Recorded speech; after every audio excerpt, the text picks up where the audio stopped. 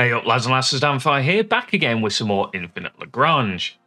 Now I'm moving over to the Corvettes. If the Mistral video isn't out as of yet, it's because I haven't picked it up personally, or I couldn't grab the screenshots or whatever I needed before I could record that. So hopefully, at least by the time I do the Corvettes, I might pull the Mistral from the research agreement, or I find another way of grabbing Mistral BPs.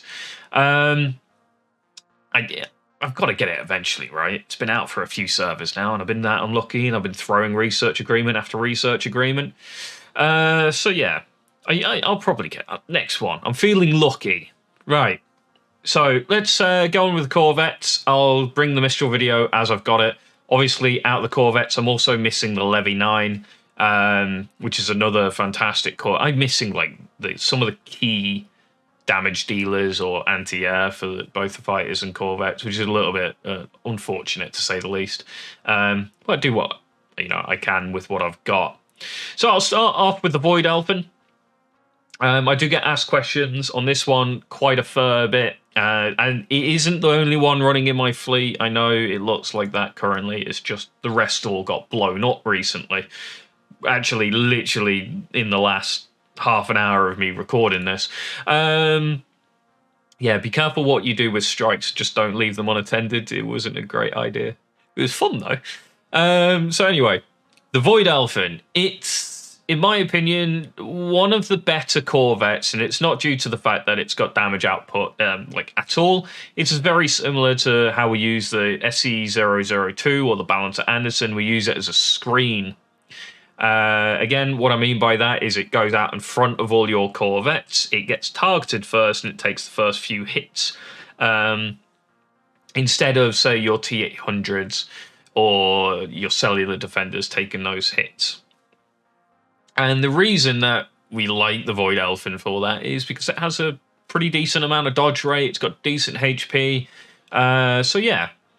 First off, I go straight into the propulsion system. Brain just decided to shut down trying to record a load of videos today. Increases the ship evasion by 8% and reducing the target selection time of the aircraft weapon system by 30%. The reason I picked that up early is because the weapon system's got quite a long lock-on time, so I want to try and decrease this as much as possible. So it does sort of get out first, and then it does get ahead of, say, T-800s and that sort of thing. So that is the reason I've gone here. After that, I like to go into the information jamming system, picking up the strategy first here. It's expensive, but it's really good. Activates the jamming system, increasing evasion by 90% every 75 seconds for 20 seconds. Basically a flying special Carillion again. And you can also pick up the reduce the chance of being hit by direct fire weapons by 15% again. You can see here we're just again stacking that evasion and damage reduction by just ignoring damage by dodging it as much as humanly possible here. We then go into the armor system. There is a reduced chance of being hit by missiles and torps. However, I don't personally pick this up because most of the time the things killing it are things like Mistrals and T-800s, which have direct fire weapons. So I don't find the reducing the chance of being hit by missiles and torps as useful. There could be an argument for it if you're seeing Sandrakes and stuff around. However, I think because of the still predominant main things that kill are the Mistral and the T-800, you can ignore this, and I like to pick up the extra ship HP instead, just to keep this around a little bit longer when it does get targeted by Mistrals and stuff like that. Do bear in mind, Mistrals have absurd hit rates, so it helps a little bit just having that increased evasion, but it's not that much.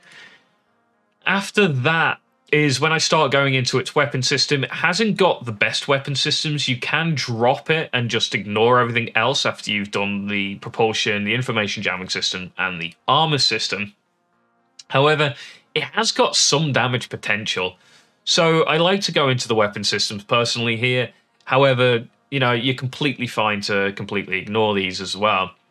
So, first off, The missile system is, unfortunately, its main weapon system, which is a shame because I kind of like the idea of this giant Gatling gun underneath it just going off, but unfortunately it is this missile system. So we start off with the missile system.